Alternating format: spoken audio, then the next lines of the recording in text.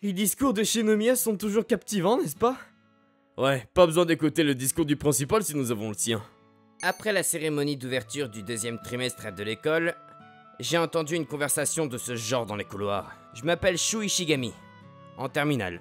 Je suis introverti et je n'ai pas d'amis, alors je n'ai pas participé à la conversation et suis retourné en classe.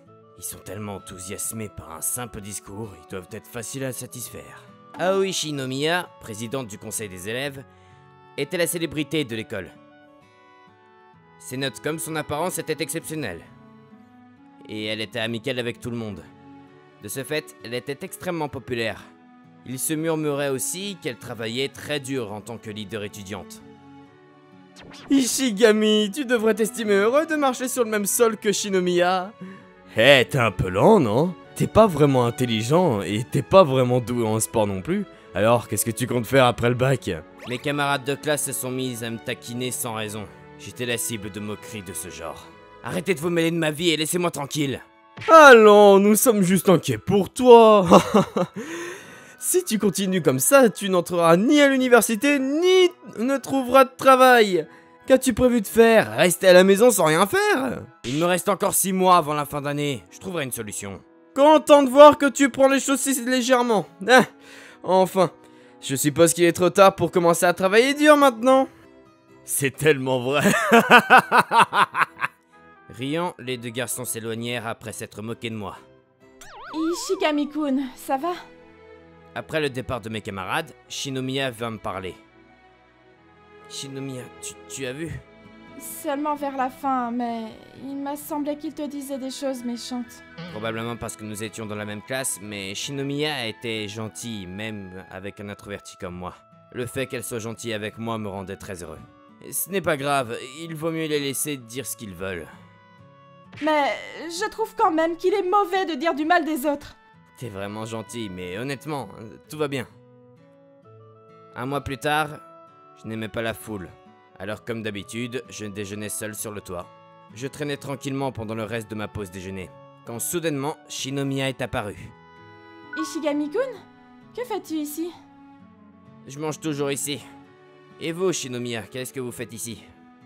J'avais juste besoin de prendre un peu d'air frais pour réfléchir à quelque chose. Shinomiya semblait préoccupée. Shinomiya, vous n'étiez pas non plus concentré en classe, n'est-ce pas? C'est rare de vous voir ne pas répondre lorsque le professeur vous interroge.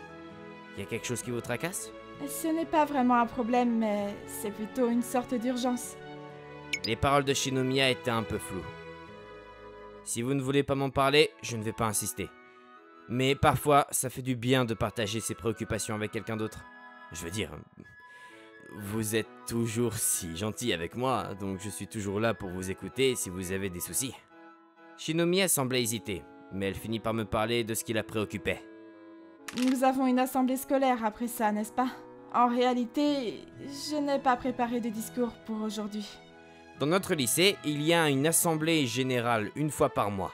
Pour les élèves, c'était juste une assemblée ennuyeuse, où nous devions écouter les longs discours du directeur et des enseignants. Le président du conseil de classe devait également prononcer un bref discours d'ouverture. Shinomiya, vos discours sont toujours impeccables. Pourquoi n'en avez-vous pas préparé un pour aujourd'hui? Vous n'avez pas oublié qu'il y avait une assemblée, n'est-ce pas? Je n'ai pas oublié. C'est juste que je n'ai pas de discours écrit prêt pour aujourd'hui. Mais je ne vous vois pas souvent utiliser un discours écrit, non? Non, ce n'est pas ça. Ne le dis à personne, mais ce n'est pas moi qui rédige ces discours. Comment ça? C'est Mika-chan qui écrit habituellement les discours. Mika? Vous voulez dire la vice-présidente, Mika Fujisaki? Shinomiya m'a appris quelque chose de surprenant. C'était en réalité la vice-présidente qui gérait principalement l'organisation du conseil des élèves. Shinomiya a été élue présidente du conseil des élèves, et bien qu'elle soit intelligente, elle n'était pas très douée en tant que présidente.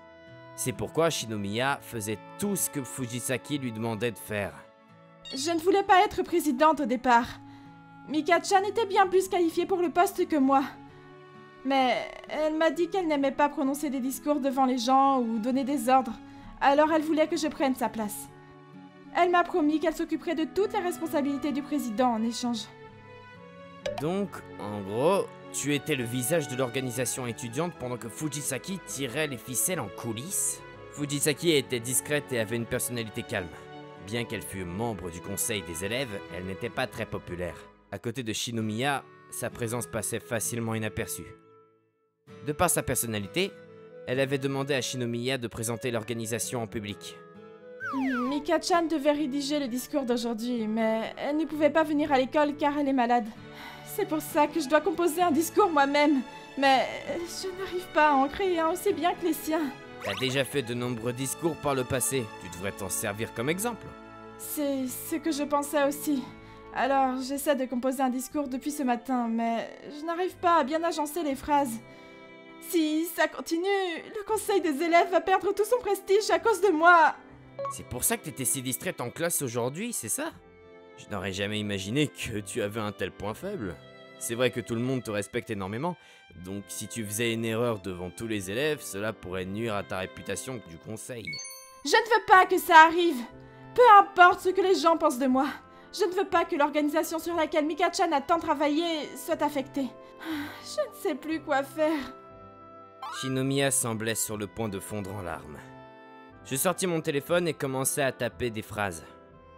Ishigami-kun, que fais-tu? Il semble que tu sois dans l'embarras, alors je veux t'aider.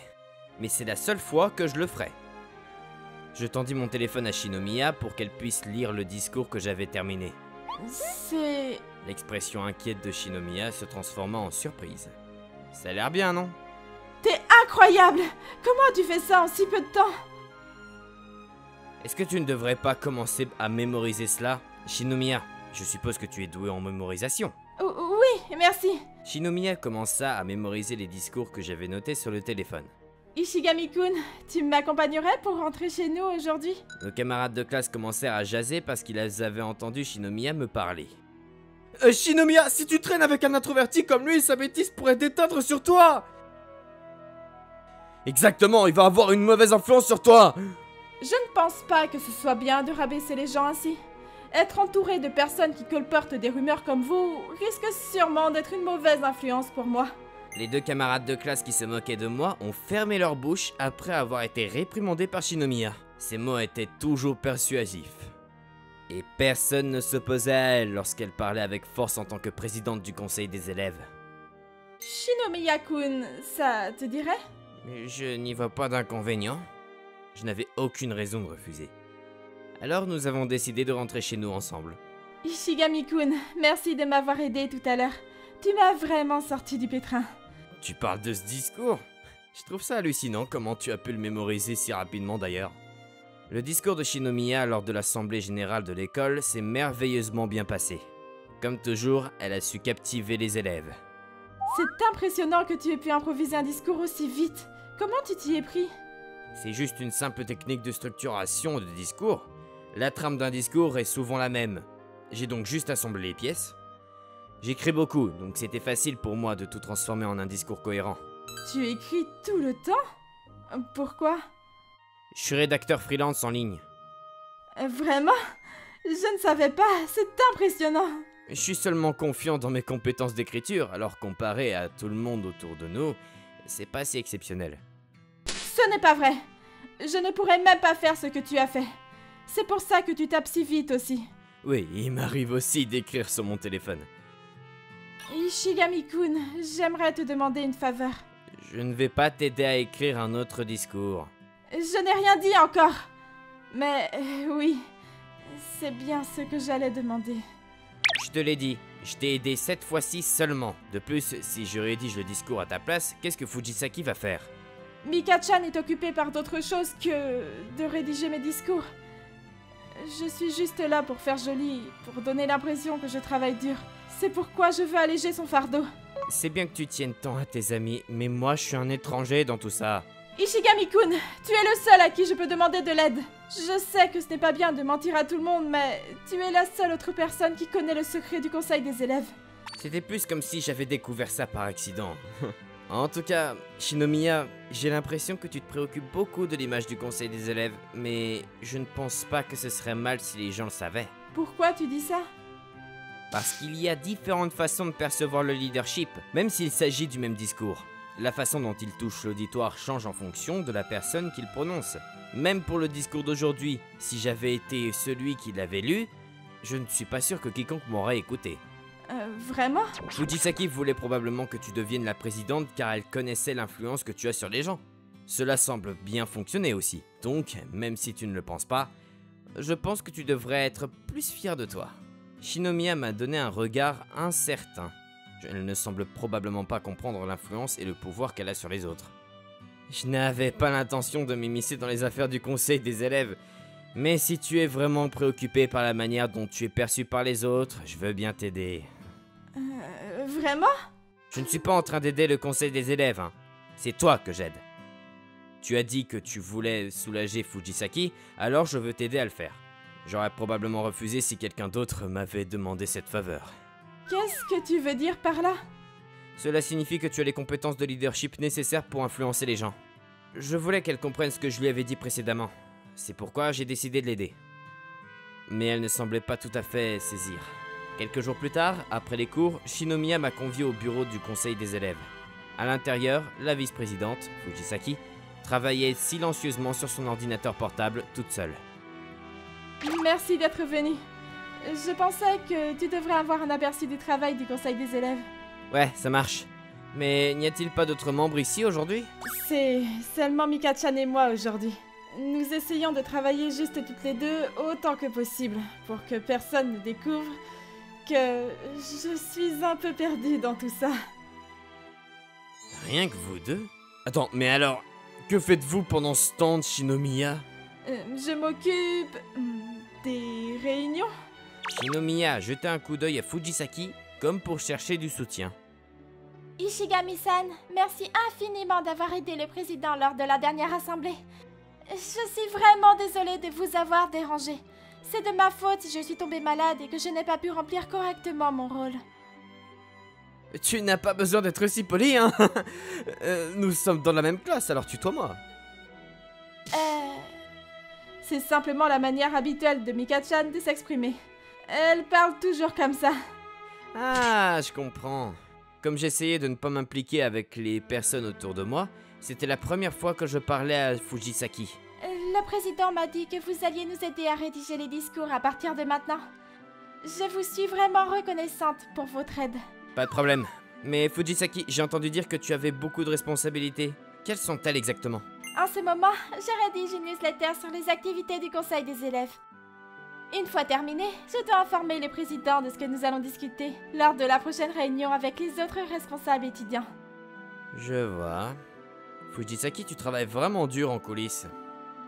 Tout fonctionne mieux ainsi. Quand nous sommes débordés, elle doit rédiger des comptes rendus sur les activités de chaque club et organisation de l'école, y compris le conseil des élèves, organiser des événements scolaires, compiler les données des enquêtes et gérer l'inventaire du matériel. Son travail s'accumule très vite.